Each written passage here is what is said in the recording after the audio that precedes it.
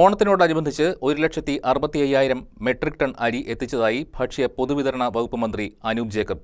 253 കോടി രൂപ മാവേലി സ്റ്റോറുകളുടെ പ്രവർത്തനത്തിന് അനുവദിച്ചതായും മന്ത്രി പറഞ്ഞു.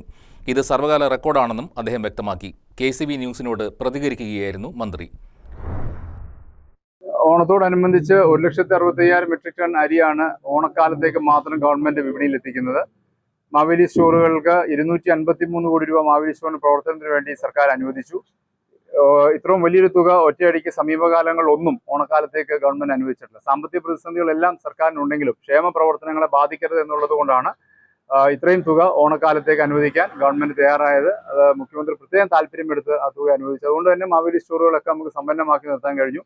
എല്ലായിടത്തും മെയിൻ കേന്ദ്രങ്ങളിലെ ഓണഫെയറുകൾ ആരംഭിച്ചു. എല്ലാ ജില്ലാ കേന്ദ്രങ്ങളിലും ഫെയർ ഉണ്ടാവും. എല്ലാ നിയോജകമണ്ഡല ആസ്ഥാനങ്ങളിലും ഫെയർ ഉണ്ടാവും. ഈ ഓണക്കാലത്ത് പൊതുവിപണിയിൽ പരിശോധനകൾ കർശനമാക്കിയിട്ടുണ്ട്.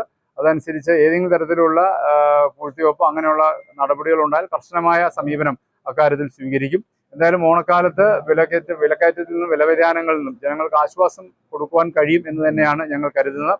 അതിനനുസരിച്ച് മാവേലി സ്റ്റോറുകളെയും സിവിൽ സപ്ലൈസ് വകുപ്പിലെ റേഷൻ കടകളിലൂടെയൊക്കെ മാക്സിമം ഫുഡ് ഗ്രെയിൻസ് ഈ ഓണക്കാലത്ത് വിപണിയിൽ എത്തിക്കുകയാണ്. മറ്റ് സ്റ്റേറ്റുകളിൽ ഉണ്ടാകുന്ന ക്രോപ്പ് ലോസ് നമ്മളെ ബാധിക്കും.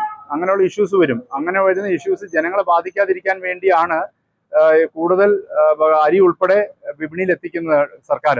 അങ്ങനെ ഇറക്കുമ്പോൾ സ്വാഭാവികമായിട്ടും അങ്ങനെ ഉണ്ടാകുന്ന വില വ്യതിയാനങ്ങളിൽ നിന്ന് ജനങ്ങൾക്ക് ആശ്വാസം ഉണ്ടാവും. അതാണ് വെക്കുന്നത്. പിന്നെ സോഷ്യൽ മീഡിയ വരുന്ന എല്ലാം ശരിയായ കാര്യങ്ങളൊന്നുമല്ല. അത് ഓരോ തരത്തിലുള്ള പ്രചാരണങ്ങൾ ഉണ്ടാകുമല്ലോ.